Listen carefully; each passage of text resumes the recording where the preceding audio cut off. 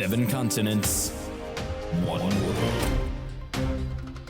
Bringing you the latest in international news from the WRHU studio in Hempstead, New York on 88.7 FM and WRHU.org. This is Around the World in 30 minutes with Eli Finkelson. Hello, everyone, and welcome back to Around the World in 30 Minutes. I'm your host, Eli Finkelson, to keep you updated on the world around you. Starting off the evening, protests in Cancun, Mexico turned violent after police opened fire into the crowd.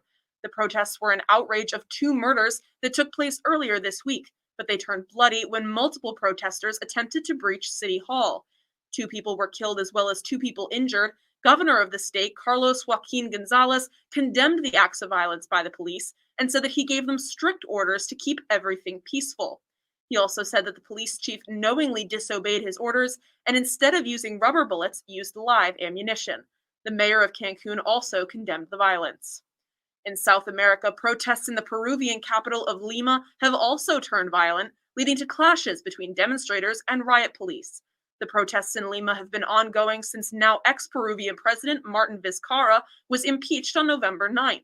Vizcarra, who enjoys a high level of popularity in Peru, was ousted over allegations that he exchanged government contracts in return for bribes. Peruvian Speaker of Congress Manuel Merino was sworn in as country's interim president on the same day. Some supporters of former President Vizcarra have labeled the transition a coup. Serious concerns remain over the stability of Peru, which is also facing a severe economic downturn caused by the coronavirus pandemic. Moving over to Europe with some lighter news, a team of French Muslims has been guarding their town's church in response to the recent attacks in Nice. El Zayed Ben Farrat, a Muslim living in the French town of Lodève, enlisted a group of friends to help symbolically guard their town's church on All Saints' Day. The gesture was made in conjunction with French police and was well received by locals. Priest Luis Iniguez said the actions of the group gave him hope in a difficult time. Ben Farrat said he would like to make a similar gesture on Christmas, and he hopes his actions will spread throughout the country. Unfortunately, news can't all be positive. 4 shipwrecks in just 3 days have killed over 110 people in the Mediterranean.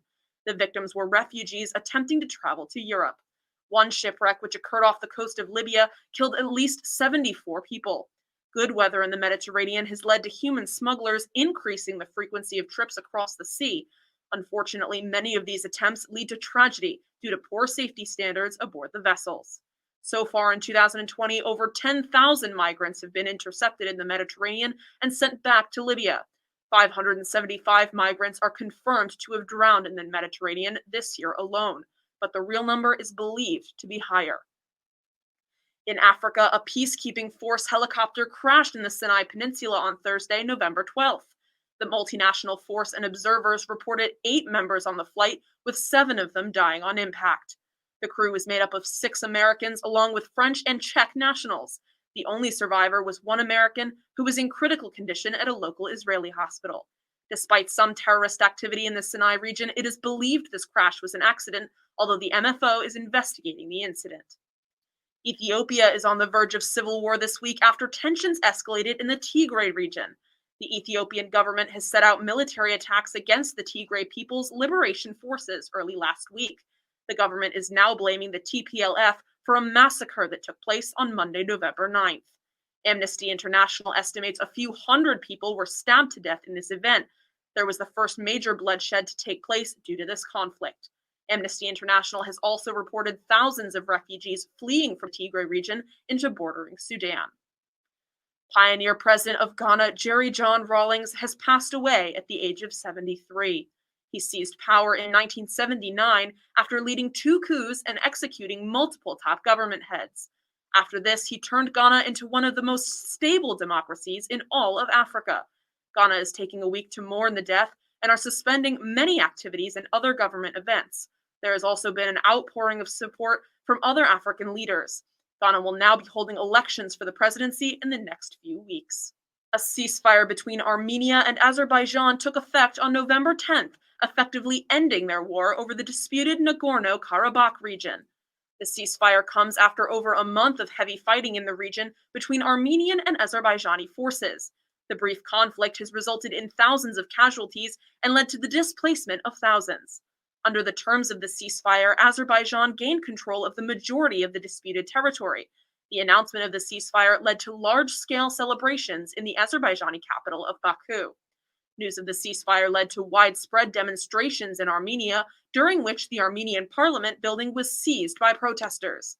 An Armenian politician was badly beaten by a mob outside of the building, but is presently said to be in good condition. Over in Asia, the Chinese government has been slowly taking rights away from the peoples of Hong Kong. This week, however, many may have been the final straw in keeping them autonomous. In an act of protest, almost all of the pro-democracy government officials in Beijing have resigned. This leaves little to no representation for the people of Hong Kong within the Chinese government. The UK has condemned the continuous Chinese aggression and have said they are violating the Sino-British Joint Declaration. Finally, the Australian government has announced the creation of a new investigative agency tasked with building criminal cases against the Australian soldiers accused of war crimes. The agency, which will be named the Office of the Special Investigator, was created after a 4-year-long investigation into soldiers of the Australian Commando Regiments and Special Air Service. Soldiers belonging to these units are believed to have committed numerous war crimes between 2005 and 2016 in Afghanistan. Australian Prime Minister Scott Morrison said the new agency was necessary to prevent police forces from being overwhelmed. A report on the investigation is set to be made public next week. Prime Minister Morrison stated the contents of the report will be, quote, difficult news. And now for our continuing coverage of the COVID-19 pandemic. For the latest coronavirus stories and numbers from around the world, let's go to WRHU reporter Connor Donnelly. Connor?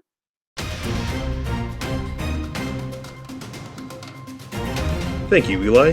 Good evening, everyone. I'm Connor Donnelly with your COVID-19 World Outlook.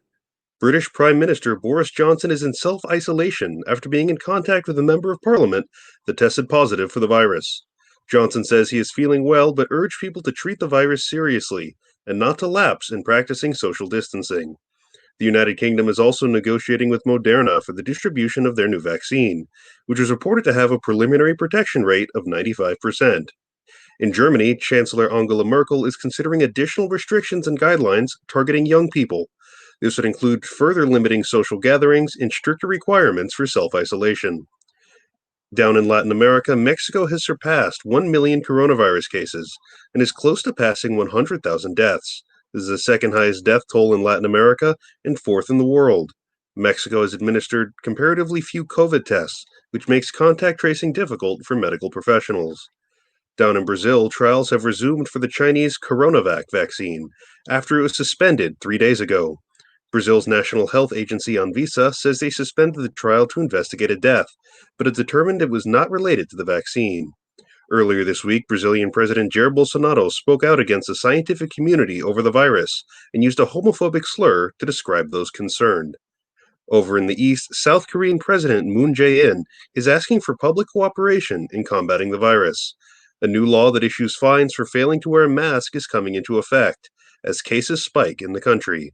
Individuals can be fined up to $100 per incident, while businesses that fail to follow the protocols face even larger fines.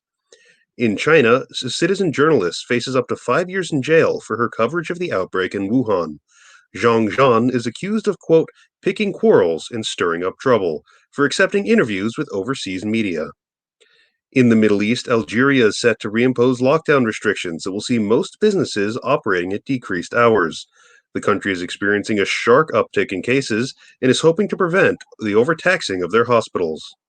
Iran remains the hardest hit country in the region, with daily new cases of over 10,000. The country is considering a total lockdown of 2 weeks in the capital Tehran, on top of additional restrictions imposed earlier this week. And across Africa, the number of confirmed cases is nearing 2 million. According to the Africa Centers for Disease Control, the most heavily affected countries are still South Africa, Egypt, and Ethiopia. The World Health Organization is attributing the relatively low death rate partially to Africa's young population. For Around the World in 30 Minutes, I'm Connor Donnelly. Back to you, Eli. Thank you, Connor, for that report. For those of you just joining us, you're tuned in to Around the World in 30 Minutes. I'm your host, Eli Finkelson. Now let's move to our featured topic of the week, the United States' international reputation in the wake of both the COVID-19 pandemic and the chaotic 2020 presidential election. This week I spoke with two experts in the field. First was Edward Alden, senior fellow at the Council on Foreign Relations, specializing in U.S. economic competitiveness, trade, and immigration policy. He's written several books and is a columnist on foreign relations for many well-known sites and papers. Mr. Alden, how are you today? I'm very well. It's great to be with you, Eli. Thanks for having me. Absolutely. So let's just dive right in. Prior to the pandemic, can you give us an outlook on how the United States looked on the world stage? Well, I mean, things have changed pretty dramatically under President Trump. There's a lot more tension with allies than has historically been the case. Trump was very upset about what he saw as lack of military contributions by NATO allies. So relations with Europe on that front have been pretty tense. In North America, there was a lot of disruption associated both with immigration and the renegotiation of NAFTA. Things are a little calmer on that front. The biggest concern is China. U.S. relations with China have grown steadily more contentious, really even preceding President Trump, and certainly over the last 4 years. I think that's going to be the biggest challenge that President-elect Biden and his team will face on the foreign policy front.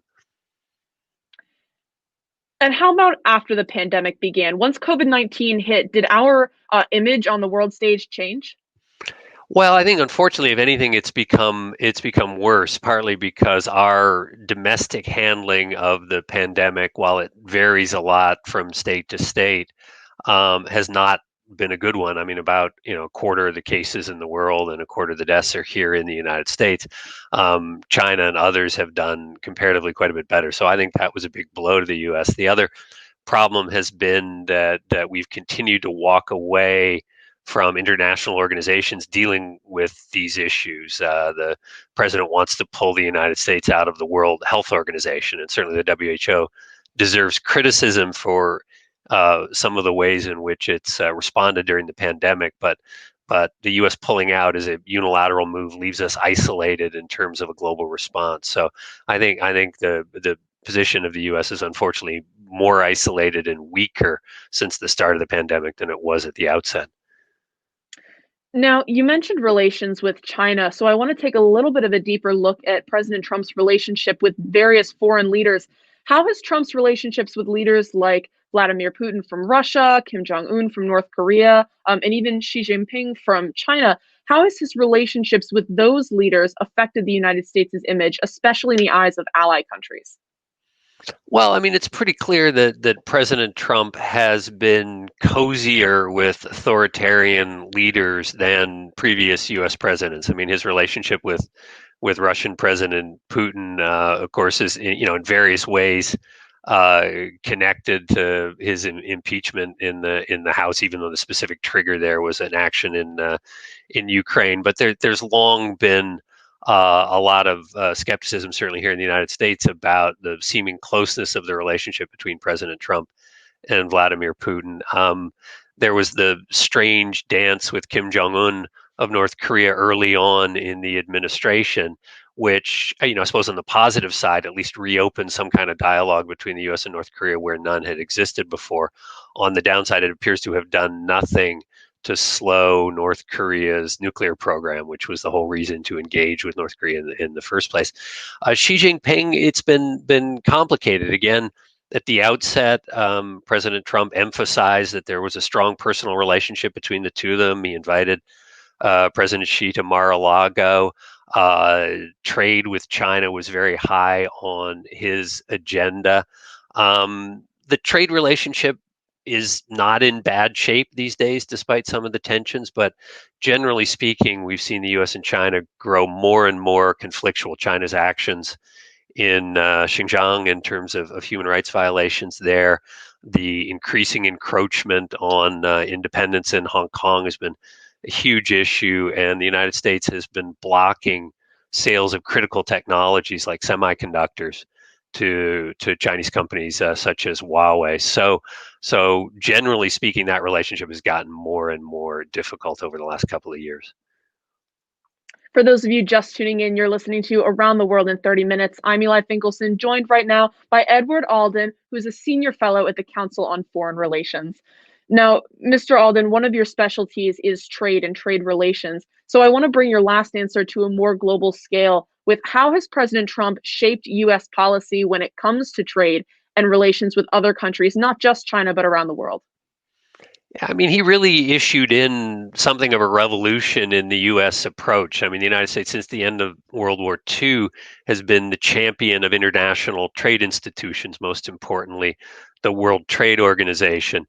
Critics of U.S. trade policy had argued for a long time that perhaps the U.S. was subordinating its national economic interests to trying to maintain the strength of these international organizations. I mean, President Trump, of course, campaigned and has governed on an America First platform that he said is aimed at rewriting bad trade agreements to bring greater benefits to U.S. workers and U.S. manufacturers.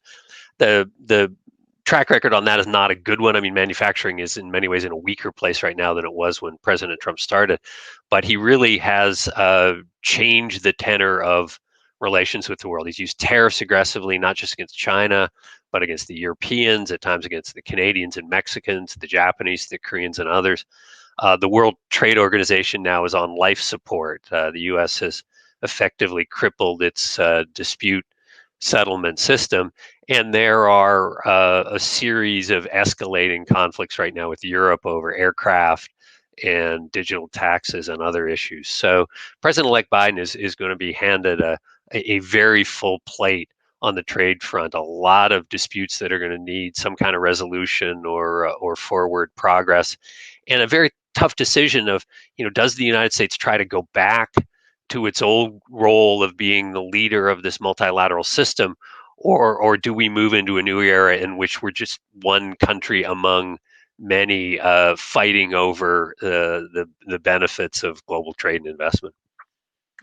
And the America First thought process that President Trump has really brought in also speaks to another one of your specialties, which is immigration. So I want to ask you the same question, but about immigration. How has President Trump's policy shaped the U.S. immigration policy and therefore relations with other countries? Yeah, I mean, again, this is an area we've seen very profound changes. The Trump administration has basically cut off access for all asylum seekers from Central America primarily. The U.S. has historically admitted large numbers of refugees. These days, Syria and Afghanistan and some African countries are the biggest senders. Trump administration has reduced that number to just 15,000, the lowest in modern U.S. history. And the administration has done various things to make it much harder for what we often refer to as high-skilled or highly educated immigrants to come to the United States through restrictions on student visas, through changes in the regulations in the H-1B program, which is used by a lot of high-skilled foreign workers. So the U.S. immigration policy does not look anything like what it did even 4 years ago. The changes there are even more profound than they are on trade. I mean, in terms of international image, immigration policy has always been an area that's more purely domestic. There's never sort of the architecture of international cooperation the way you've seen with trade, but it's certainly tarnished the U.S. image as a country that was historically welcoming to immigrants, particularly refugees and asylum seekers. This is one area I think we will see a big change under a Democratic administration. President-elect's team has said, for instance, that they're going to lift what is known as the Muslim ban, which was one of President Trump's early actions to block people coming from Muslim majority countries. Biden plans to reinstate the DACA program that many of your listeners may be familiar with, that deals with young people who were brought here illegally by their parents and have had this kind of temporary protected status here in the United States. The Trump administration has been trying to take that away. I think Biden will clearly reinstate it. So this is an area where we will see some big changes in a new administration. And for those of you just tuning in, you're listening to Around the World in 30 Minutes. I'm Eli Finkelson, and we're joined right now by Edward Alden, Senior Fellow at the Council on Foreign Relations. So that sort of brings me into my next question, which is, what different ripple effects will Trump's policies have on the global economy for potentially years to come? Well, I hate to use the "it's too soon to know" answer. Mhm. I mean, I think the long-term economic impact is coming from the pandemic, and you can certainly blame the Trump administration over its handling of the pandemic, but it didn't cause the pandemic. And responses to the pandemic have been difficult all over the world. The Europeans are struggling with it almost as much as we are. We've seen economic impacts everywhere in the world. I think this is going to be a long climb out. I mean, in a lot of ways, it looks a little bit like the aftermath of the financial crisis and the Great Recession that followed, after which it took many years for economies, particularly the Western developed economies, the Chinese and some of the Asian economies recovered more quickly, but Western developed economies took 5, 6, 7 years to climb out of the hole that had been created by the 08, 09 recession. We've seen some quick bounce back here, but U.S. economy is far below capacity. So are the European economies. Unemployment in the United States, still at worryingly high levels. Labor force participation is way down. In Europe, a lot of companies are being maintained solely through government payments to try to keep their workforce on the payroll. The Canadians are in a similar situation. So I think that's going to take a long, long time. And then in terms of the developing world, these countries don't have the ability that the U.S. or the Europeans or others have to, essentially print money to try to pump up their economies. They are far more restricted. So I think we're going to see even more severe impacts in a lot of the developing countries. So, I think what President Trump has left behind is not a good situation. Though again, you can't blame him for the pandemic. Though he bears a good share of the responsibility for its poor handling here. Now, we already sort of touched on what a Biden Harris administration might look like for foreign relations, but how have other countries viewed the United States during what is easily one of the most tumultuous elections in US history? Well, it's kind of fascinating to watch. I mean, I'm not sure I can give you a complete global tour. I mean, I think if you look from the Chinese perspective, it's reinforced what they've thought for a long time, which is that American democracy is hopelessly dysfunctional. And why would they ever want to even start down the road to more democratic governance? And so I think they're looking at our situation and saying, this just shows that the U.S. is a country in decline and it's becoming weaker and it's not unified. Interestingly, the Chinese have not congratulated the Biden-Harris team. There's speculation as to the reasons for that. Certainly, in a lot of what we consider the more liberal countries, the Europeans, the Canadians, New Zealand, and other places, there's been a fairly effusive outpouring of thank goodness we're going to see the backside of Donald Trump, and so they've stepped up quickly to congratulate the president-elect. Mexico is a very interesting case. I mean, Mexican President Lopez Obrador has made, his policy towards the United States has basically been try not to antagonize the Trump administration at all costs, including doing things I never thought I would see the Mexicans do, like agree to hold asylum seekers who are coming, people coming from Central America who want asylum in the United States, agreeing to hold them on the Mexican side of the border in what are effectively refugee camps in Mexico, and really in many ways do the bidding of the Trump administration on migration issues. That's going to be awkward with the new Biden-Harris administration. Again, Mexico, one of the few countries where we haven't seen congratulations from their president to President-elect Biden. So picture is different in different places. I think, generally speaking, just to kind of wrap up the thought, I think generally speaking, the world will be relieved to have a somewhat more professional team. Trump's actions on the foreign policy front have been very unpredictable, quite personal, sometimes foreign policy announced through tweets. I think we will see with the Biden team, the United States go back to a more predictable sort of foreign policy, which I think will at least be a little easier for the rest of the world to understand, even if they may not always agree with some of the actions the new administration takes. And one last time, if you're just tuning in, I'm Eli Finkelson here on Around the World in 30 Minutes with WRHU FM. We're joined right now by Edward Alden, Senior Fellow for the Council on Foreign Relations.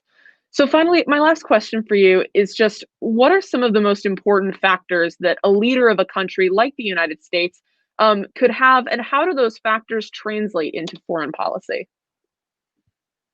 It's a good question. I mean, I think the quality of that person's team is tremendously important. I mean, foreign policy is conducted at multiple levels up and down the ranks of government here in the United States and other countries, and also involves a lot of outreach to the private sector, to NGOs, to universities, to others. So I think having a strong team is incredibly important, and I worry about what the Trump administration has done to the State Department in particular. There's been a real hollowing out of career State Department officials and the sort of professional expertise the United States needs to conduct foreign policy.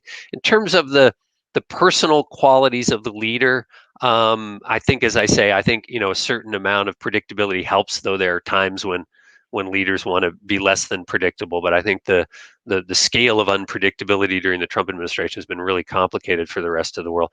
I also think personal ties matter, and that's one place that a President Biden would bring a lot of experience. I mean, he's the former chairman of the Senate Foreign Relations Committee. He was, of course, vice president during the Obama administration. He has deep relationships with many leaders from all over the world. And I think certainly being able, in a crisis in particular, to pick up the phone and talk to almost anyone in similar positions around the world, I think that is a real advantage as well. And I suspect President-elect will use that. Are there any final thoughts that you'd like to share on any of the topics that we've covered? No, partly I appreciate you doing an interview focused on foreign policy. It's not been a big part of the campaign. It was a small part of the debates, but it's absolutely critical to the future health and safety and prosperity of the United States. I mean, I don't think we're ever going to lead the world in quite the way we did for many decades after the Second World War. I think that's going to be a challenge for this administration, because you're not just going to be able to go back to the old model, but clearly the United States is going to remain deeply engaged in the world.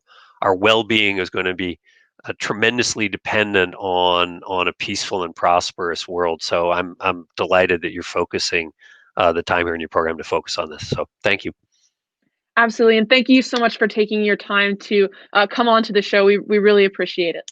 Great to be with you. Thanks, Eli. Next is Richard Caplan, Professor of International Relations at the University of Oxford in London and an official fellow at the Linacre College. He is also an author of several books and has focused his research on international organizations and conflict. Professor, thank you so much for being with us today. Thank you for having me. So let's dive right in. I really want to talk about the foreign view on the United States right now, but let's back up a little bit to prior to the pandemic. How did the United States look before COVID-19 on the world stage? Well, better than it looks now, that's for sure. And it is difficult, of course, to generalize about global public opinion, but there is an annual survey that's done by the Pew Research Center in Washington on public opinion of the United States. It's an annual survey, and I'll just say it's difficult to summarize the findings, but since Trump was elected president, the image of the United States has declined significantly, and with COVID, it declined even more so. The US scores very low in the eyes of foreigners with respect to management of the COVID crisis compared to, for instance, their own countries or the WHO or the EU. The United States is perhaps the lowest of all actors engaged in efforts to combat coronavirus. And how has Trump's relationships with foreign leaders like Vladimir Putin of Russia, Kim Jong-un of North Korea, Xi Jinping from China, how has that affected the United States' image? Well, again, it's difficult to say globally. These are not considered to be democratic leaders, certainly. Many of the close relationships that he's formed during his presidency have been with authoritarian leaders, and to individuals who are concerned about the flourishing of democracy worldwide, that certainly doesn't look good. And now to a couple of your research topics and places of your expertise.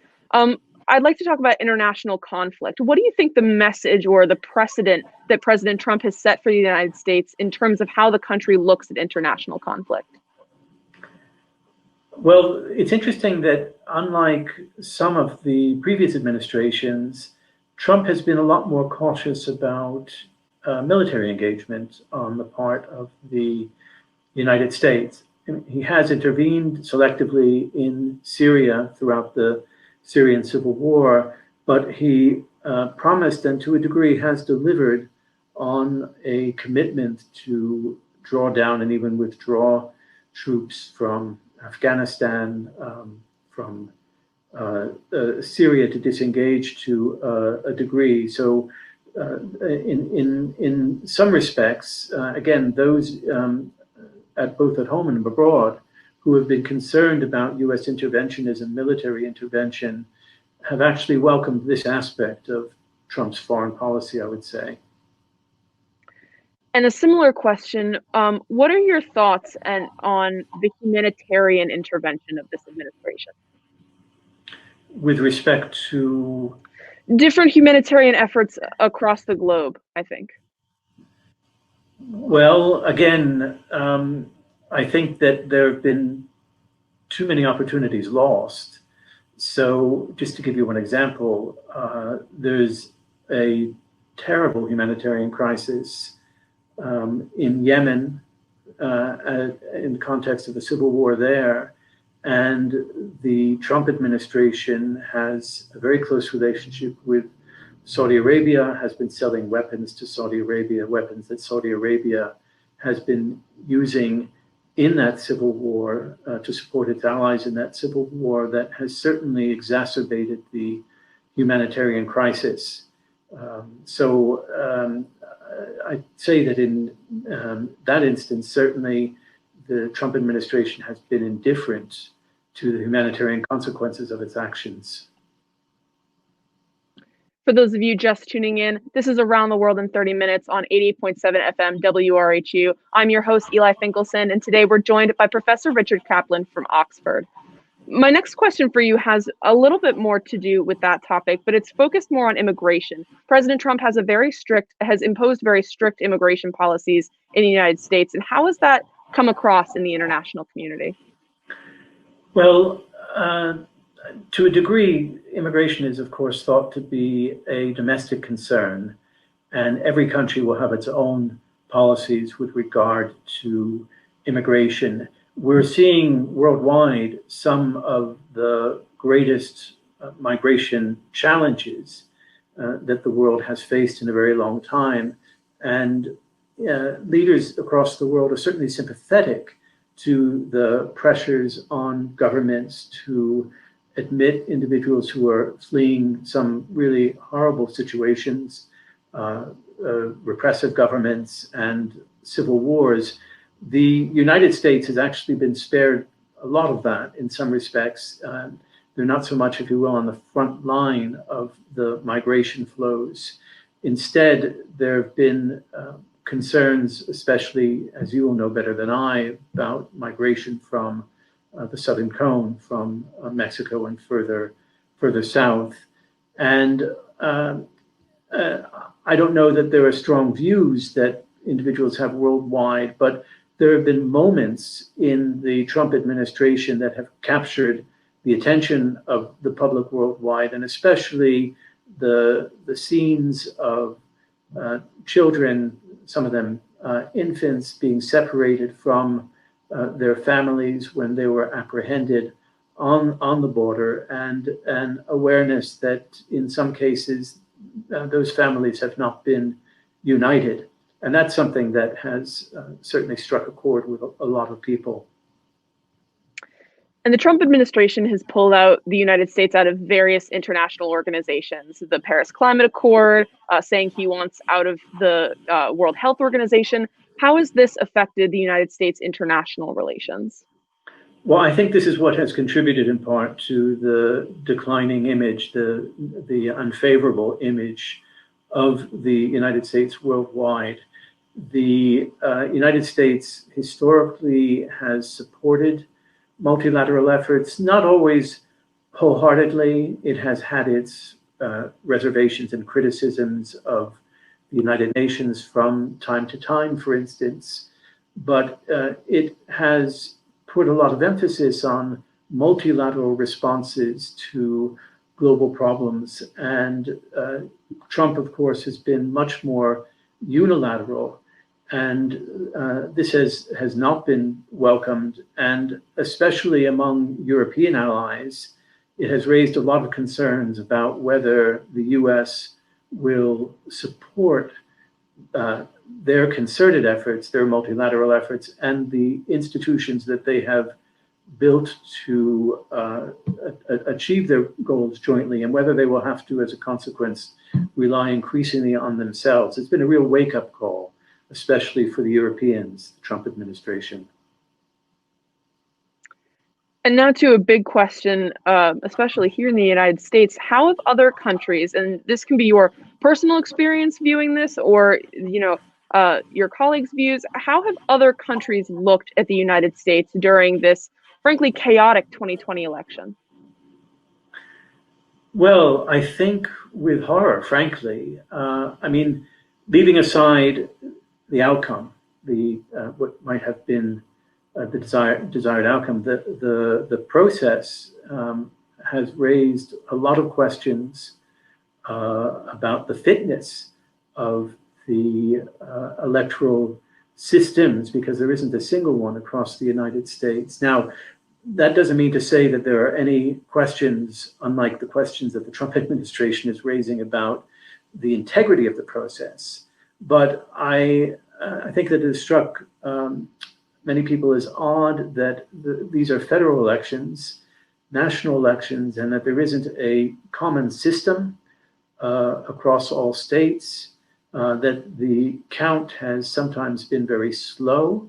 Now, of course, people also recognize that these are unusual times, that there has been very high voter participation, which is actually a very good thing, and that in some respects the system has been overwhelmed with mail-in ballots and so forth. But I think that both the hiccups, if you will, some of them just technical problems that have arisen, but then, of course, the way that Trump and his more ardent supporters have raised questions about the integrity of the process, I think that many people have found this extremely disturbing, and the reluctance, indeed the resistance of the Trump supporters to accept the outcome and to accept the findings of so many independent observers that these have been free and fair elections. I think that many people have been really shocked by that. One last time, if you're just tuning in, I'm Eli Finkelson here on Around the World in 30 Minutes on WRHU FM, joined today by Professor Richard Caplan from University of Oxford. One of my final questions for you is just, what are some of the important factors in a leader that a leader of a country could have, such as the United States, and how do those factors translate to foreign and international relations? Well, I think an ability to get along with people is certainly very, very important.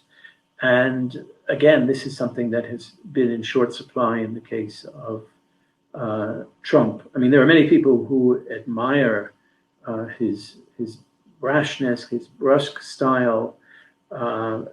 They see him as the sort of no-nonsense leader who knows what he wants and won't let anything stand in the way. But we know that it's often necessary to make compromises. This is what politics is all about, of course, and to build relationships of mutual respect.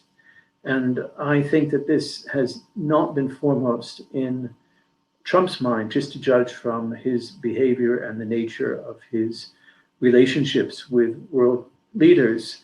And I think that this is one thing that Joe Biden has a lot of experience with, and which many leaders around the world are going to welcome in terms of a a change in the tone and style of the next administration. Do you have any final thoughts on any of the topics? I know we covered a lot today, but do you have any final thoughts on any of the topics that we covered today?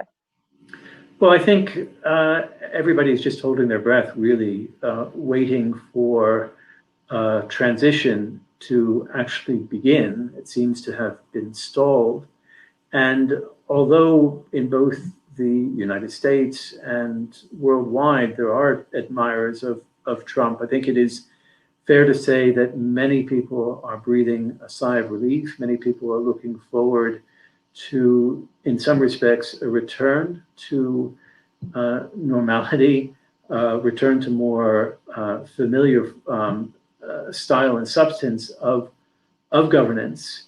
Yes, I mean, I think that's where we are at the moment. I think that, as I said, it will be, for many people, a very welcome change. Professor Richard Caplan, International Relations Professor at University of Oxford, thank you so much for joining us today. Thank you for having me. Thank you to both Edward Alden and Professor Richard Caplan for that expertise.